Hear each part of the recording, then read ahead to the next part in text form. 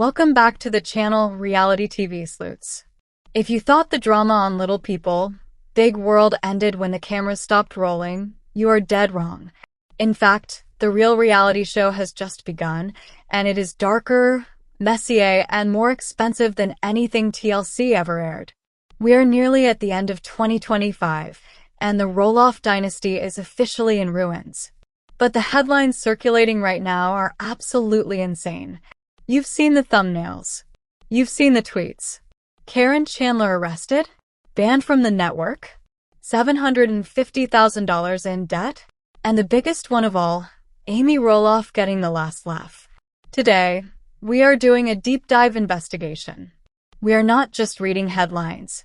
We are digging into the court records, the real estate listings, and the social media silence to find the truth. Did Caryn really get hauled away in handcuffs? Or is this the internet doing what it does best? Is the engagement officially dead? And why is Amy Roloff suddenly looking like the winner of a 20-year war? Grab your tea, settle in, and let's dismantle the lies, expose the financial ruin, and explain exactly why Caryn Chandler fled Oregon. This is the full uncensored story of the fall of Roloff Farms. Let's start with the only fact that matters, the catalyst for everything else.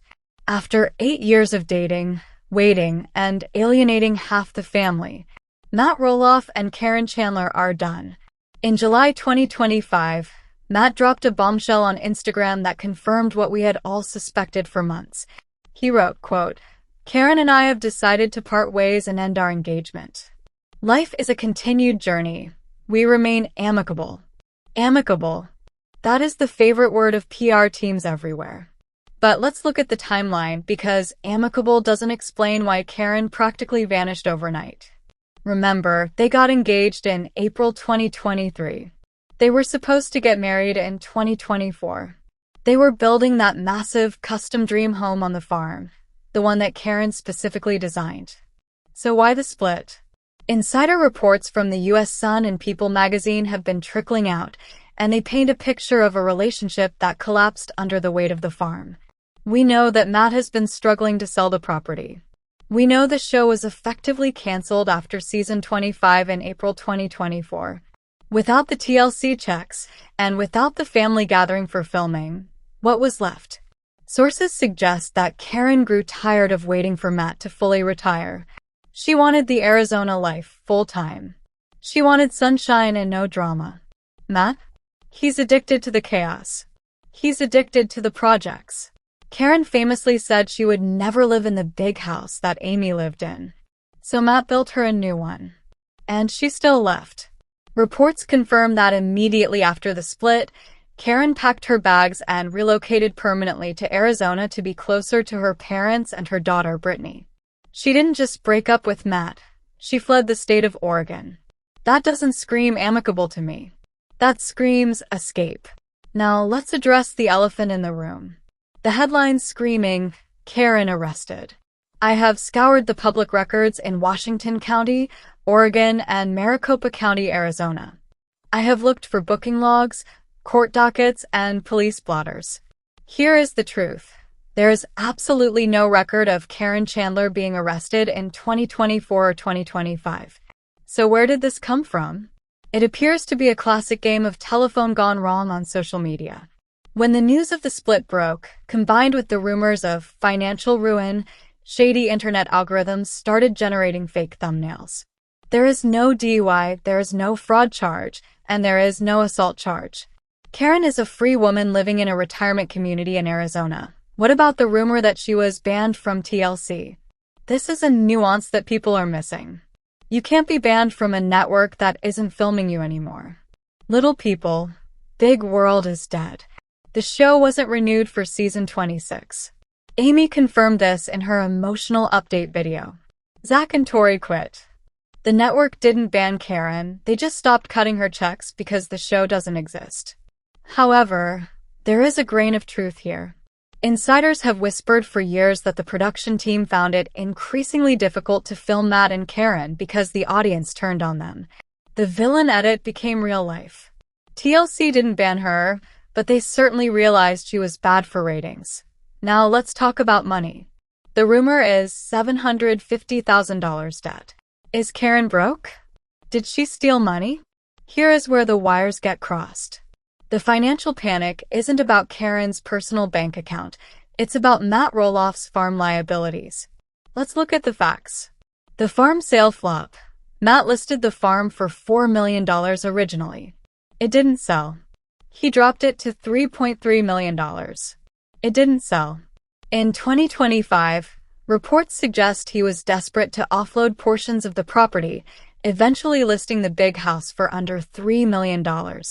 That is a massive loss of potential equity. The construction loan. Matt spent millions building the new house for Caryn. With interest rates sky-high in 2024 and 2025, carrying the debt on a custom mansion that your fiancé refuses to live in is a financial nightmare. The gold digger narrative. For years, fans accused Caryn of being in it for the money. The timing of her exit is suspicious to many. She leaves right when the TLC money dries up and the farm value tanks. The $750,000 figure likely refers to a specific liability or a balloon payment related to the farm's mortgage or business loans. Remember the PPP loans from 2020. Those are public record. It is highly probable that fans have conflated Matt's debt with Caryn's name. Caryn was a farm manager. She was an employee. She likely walked away with her own savings intact, leaving Matt holding the bag on the debt. She didn't leave with a debt. She left before the debt could swallow her whole. That is the move of a shrewd businesswoman, not a criminal. And finally, we have to talk about the queen of the farm, Amy Roloff. The prompt for this video mentioned an Amy Roloff win, and frankly, looking at her life in December 2025, she has won the war without firing a single shot. While Matt is single, sitting in a half-empty mansion, dealing with property taxes and a tarnished legacy, look at Amy. She is happily married. Her relationship with Chris Merrick is drama-free. They travel. They ride motorcycles. They cook. She kept her dignity. When the split happened, Amy didn't go on a press tour to bash Matt. She stayed silent. That silence was louder than any scream. It validated everything she warned us about years ago. The "I told you so" factor. Remember when Amy hinted that Caryn was involved with Matt before the divorce was final? Remember when she warned that Caryn would change the farm dynamics? Amy was villainized for being bitter, but time has proven her right. Amy's business, Amy Roloff's Little Kitchen, is thriving online. She pivoted away from the show before the ship completely sank. She maintained relationships with her kids, mostly. She is living her chapter 2, while Matt is stuck trying to rewrite chapter 1. The ultimate revenge is living well. Matt's grand plan, the big house, the empire, the new wife, has crumbled. Amy's modest plan, love, food, and family, has succeeded. That is the definition of a win.so. Where does that leave us? Caryn, in Arizona, single, likely retired, and staying far away from cameras. Matt, in Oregon, aging, single, and arguably facing a lonely future on a farm that tore his family apart. The show canceled. The kids, Zach and Tori, are raising their family away from the noise. Jeremy and Audrey are doing their homesteading thing. Jacob is quietly farming. The saga of Little People, Big World didn't end with a wedding special or a heartwarming finale. It ended with a breakup post on Instagram and a for sale sign that no one wants to buy. The rumors of arrests and bans are just the internet trying to fill the void, but the truth is sadder. The family broke apart for a show that eventually broke them. What do you think? Did Caryn leave because the money ran out? Is Matt going to sell the farm entirely now? And do you think Amy is secretly smiling about all of this? Let me know in the comments below. Don't forget to like, subscribe, and hit that notification bell so you don't miss the next update on the Roloff wreckage. I'm your name, and I'll see you in the next investigation.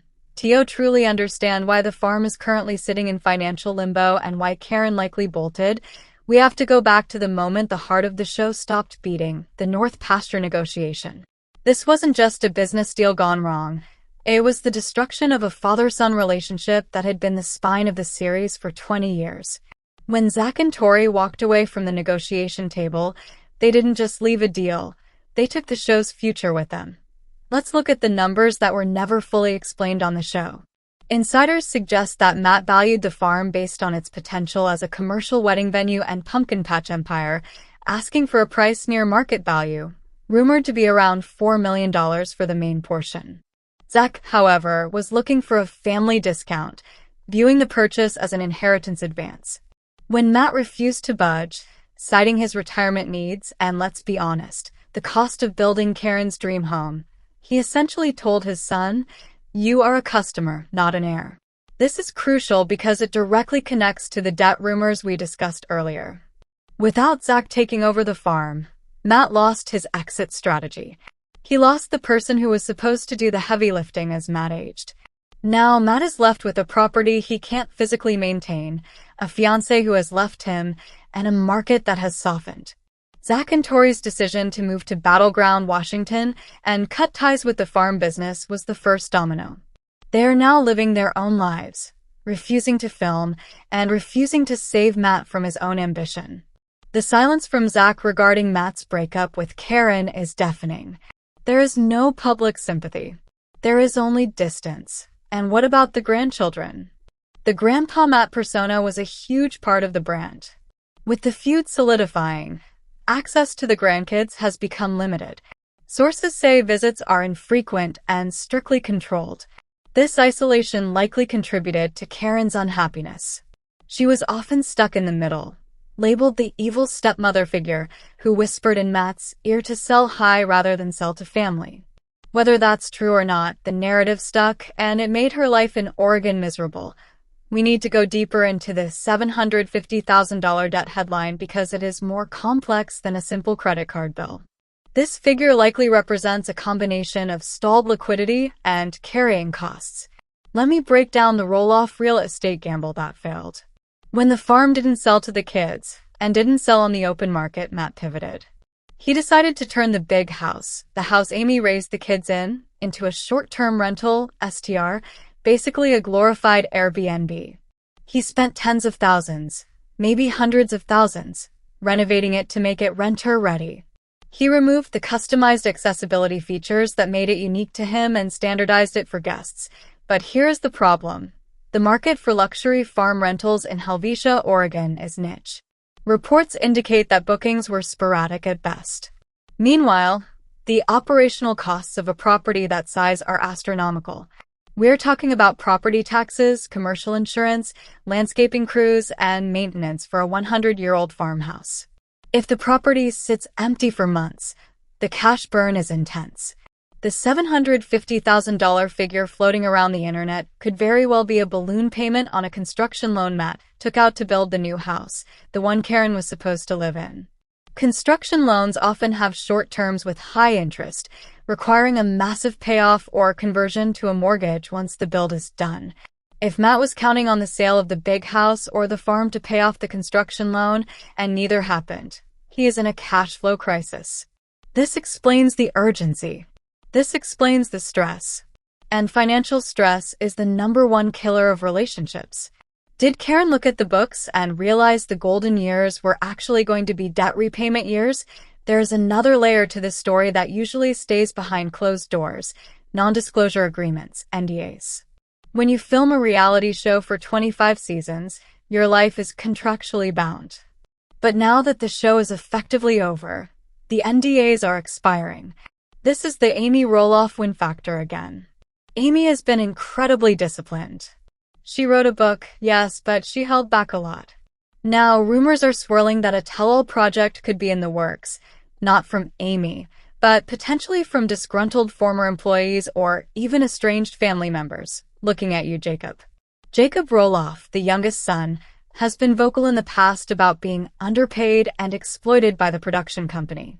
He has returned to the farm to help work, but he maintains a very anti-establishment stance. If Matt is truly in financial trouble, he can no longer afford to buy silence or support the extended family ecosystem. And what about Caryn? If she was banned or fired, does she have a severance package? Or is she bound by an NDA that prevents her from speaking about why the engagement ended? Usually, when couples split in the reality TV world, There is a race to the press to control the narrative. Matt posted first. Caryn has been silent. In the PR world, silence usually means one of two things. She is taking the high road. She is legally prohibited from speaking due to a settlement agreement. If Matt paid her a settlement to leave quietly and not expose the financial reality of the farm, that would add even more to his debt load. Is it possible that part of that $750,000 figure includes a payout to Caryn to ensure she doesn't write a book titled Managing the Madness? So, what is the end game? We are looking at the liquidation of a legacy. The Roloff farm sign, which became an iconic landmark in Oregon, may soon be taken down. Matt has hinted in the past that if the kids didn't want it, he would sell it all. With Caryn gone, he has no reason to keep the massive estate. He can't manage the pumpkin season alone. It requires months of preparation and hundreds of staff. Without Caryn, who was the manager of pumpkin season for years before they dated, and without the kids, the logistical burden is impossible. We predict that by mid-2026, the farm will be parceled out. The big house will likely be sold at a loss to a private buyer. The wedding barn could be sold as a commercial venue business. The land. The most tragic outcome is that the acreage could be sold to developers. We could see Roloff Estates housing developments paving over the very pumpkin patch where we watched those kids grow up, and this brings us back to Amy. She sold her portion of the farm years ago. She took her check, bought her own home, and secured her financial future. She doesn't have the stress of the land. She doesn't have the debt. She doesn't have the lonely mansion. While Matt clung to the dirt, thinking it gave him power, he lost the people. Amy let go of the dirt and kept the people. In the game of life, Amy played the long game. And as we sit here in December 2025, watching the for sale signs fade in the sun, it is undeniable who the real winner of Little People, Big World is. That is the full dossier. The arrest rumors were fake, but the financial ruin is very real. The ban from TLC is just a byproduct of a canceled show, but the exile from the family is permanent. Caryn Chandler is out. Amy Roloff is thriving. And Matt Roloff is left with 100 acres of memories and a mountain of bills. I want to hear your theory. Do you think Matt will eventually reconcile with Zach to save the farm? Or is the bridge burned to ashes? And if Caryn wrote a book, would you buy it? Drop a comment below with Team Amy or Team Matt, although I think I know which one I'm going to see more of. If you enjoyed this deep dive, please hit that like button. It really helps the channel against the algorithm. Subscribe for more reality TV investigations. I'm your name, and I'll see you in the next video. To fully understand the collapse of the Roloff empire in 2025, we cannot just look at Zach and Matt. We have to look at the ghost of Roloff Farms' past, Jeremy and Audrey. For years, fans assumed Jeremy, the golden child, the mechanical twin, the one who worked alongside Matt on all the projects, would be the heir apparent.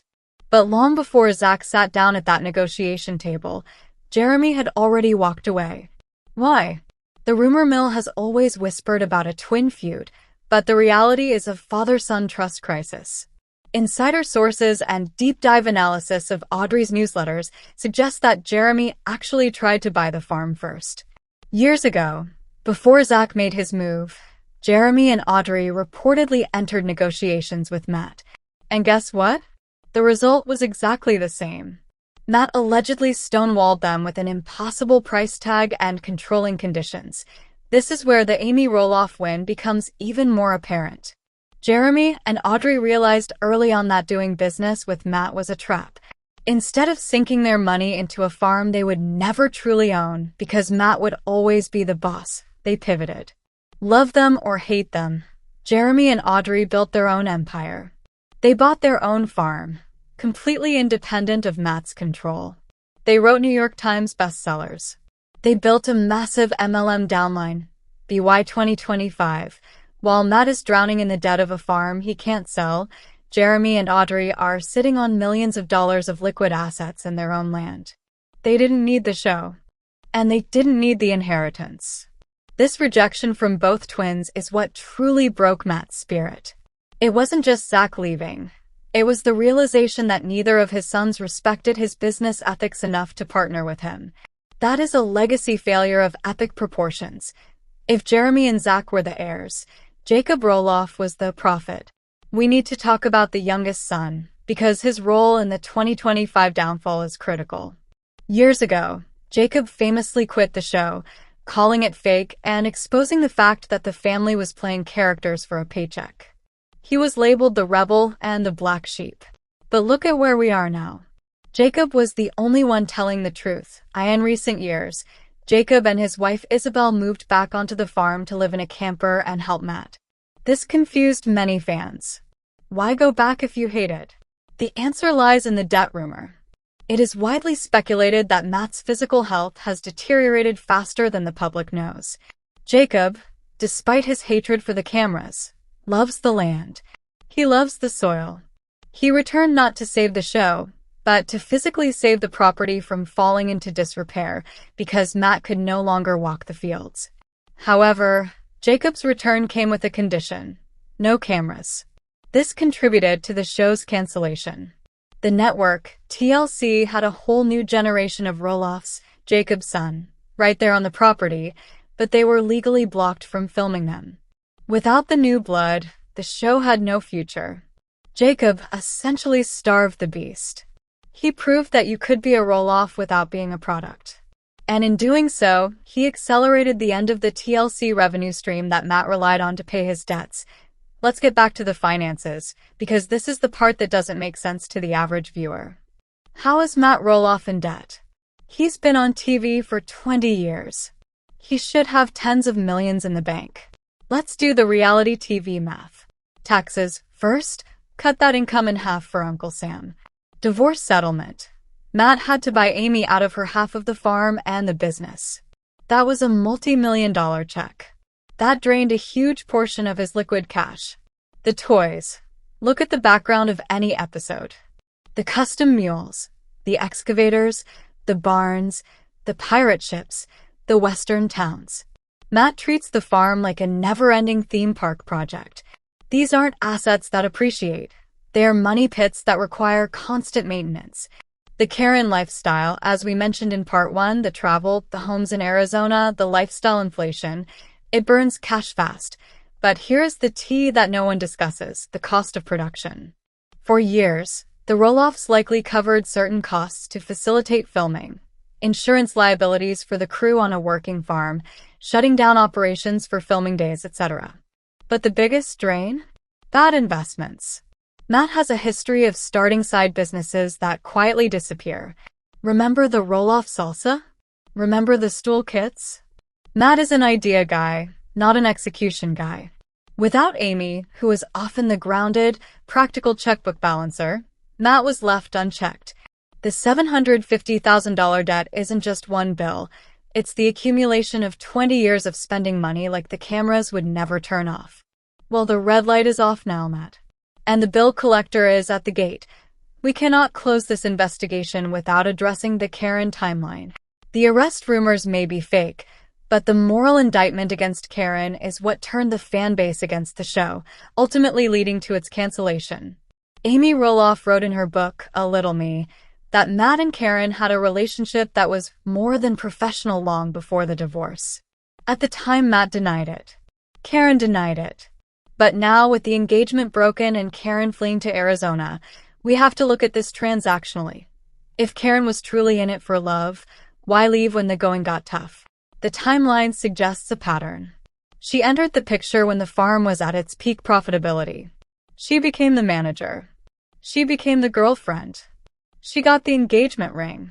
She got the custom house design. But the exact moment, the show was canceled and the farm failed to sell for $4 million, she was gone.